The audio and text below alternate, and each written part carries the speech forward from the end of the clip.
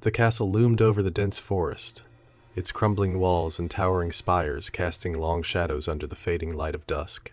Dr. Evelyn Carter and Professor Michael Harrington, both seasoned historians, stood at the foot of the ancient structure, captivated by its imposing presence. The castle, built centuries ago and shrouded in mystery, was said to hold secrets long forgotten by time.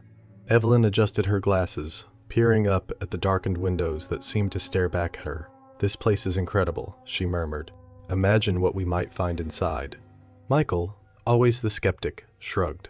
"Let's just hope we don't find any squatters," he replied, but there was a hint of excitement in his voice that betrayed his curiosity.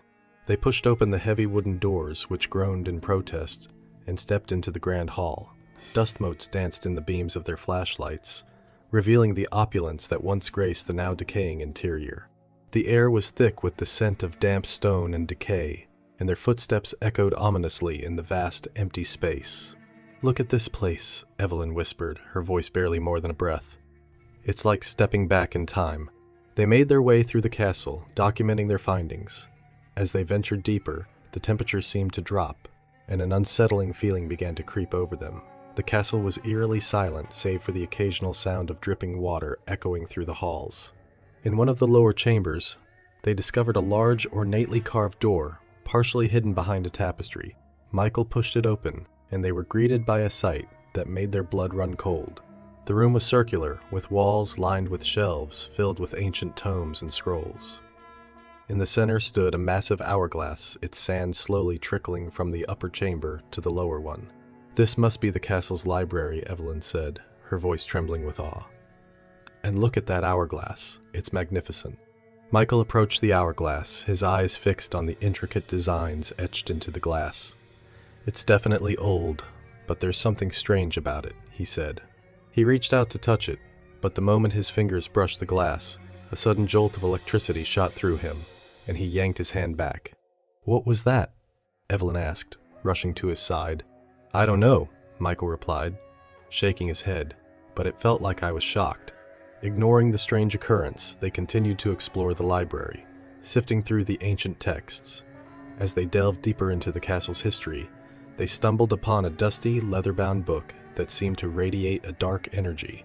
The title, written in faded gold letters, read, "The Curse of the Ever-Turning Hourglass." Intrigued, they began to read. The book told the tale of a powerful sorcerer who had once inhabited the castle.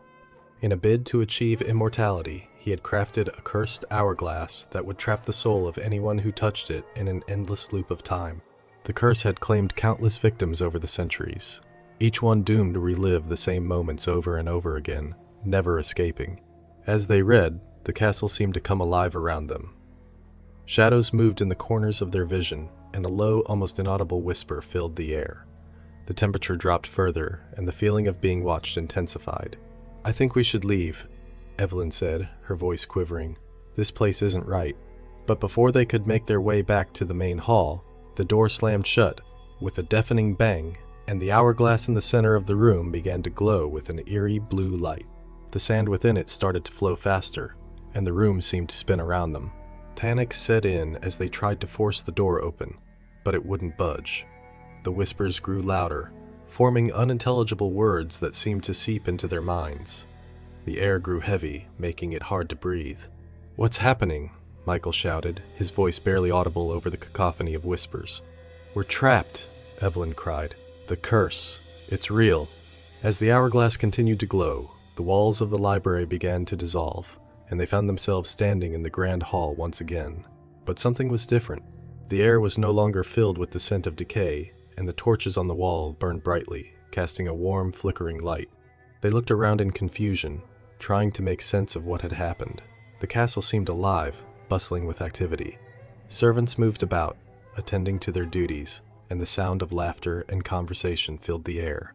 "This can't be real," Evelyn whispered. "It's like we've been transported back in time." Before they could process what was happening, a figure approached them. It was a tall man dressed in elaborate robes, his eyes filled with a knowing glint. "Welcome, travelers," he said, his voice smooth and commanding. "I see you found my hourglass." "Who are you?" Michael demanded. "What is this place?" The man smiled. "I am the sorcerer who crafted the hourglass," he replied, "and you are now part of its curse." Panic surged through them as they realized the gravity of their situation. They were trapped in a time loop, forced to relive the same moments over and over again, just as the book had described. Desperate to escape, they tried everything they could think of. They attempted to break the hourglass, but it was indestructible. They tried to find another way out of the castle, but every door led them back to the same room. The whispers in the air grew louder, mocking their futile efforts. Days turned into weeks, and weeks into months. The cycle continued, each loop beginning and ending the same way. They watched as the servants went about their tasks, oblivious to the horror that had befallen the historians. Their once sharp minds grew dull with despair, and the weight of their predicament began to take its toll. They found themselves questioning reality, unsure of what was real and what was illusion. The line between past and present blurred, and the whispers became their constant companions. One day, as they sat in the library, staring at the cursed hourglass, Evelyn had an idea. "Maybe if we can figure out how the curse works, we can break it," she said, her voice filled with a glimmer of hope. Michael nodded, though his eyes were hollow. "It's worth a try," he agreed. They delved back into the ancient texts, searching for any clue that might help them escape. Days turned into nights, and their determination waned, but they pressed on. Finally, they found a passage that seemed to hold the key.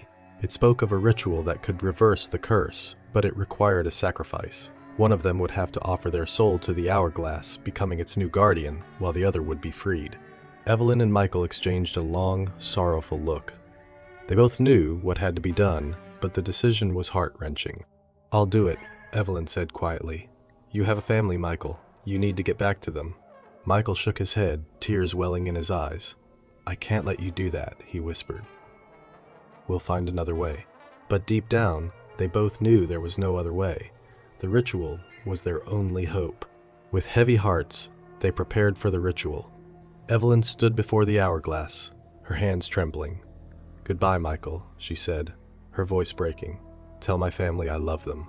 Michael nodded, unable to speak.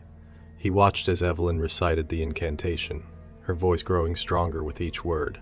The hourglass began to glow once more, and the sand within it swirled violently. A blinding light filled the room, and when it faded, Michael found himself standing outside the castle, the cool night air filling his lungs. He looked around, dazed and confused, but the castle was gone, replaced by an empty field. He fell to his knees, overcome with grief and relief. Evelyn's sacrifice had worked. He was free. Years passed, but the memory of that night haunted him. He returned to the site of the castle many times, but there was no sign of it ever existing. The curse had been broken, but at a great cost. And somewhere, trapped in an endless loop of time, Evelyn guarded the hourglass, her soul bound to its cursed sands for eternity.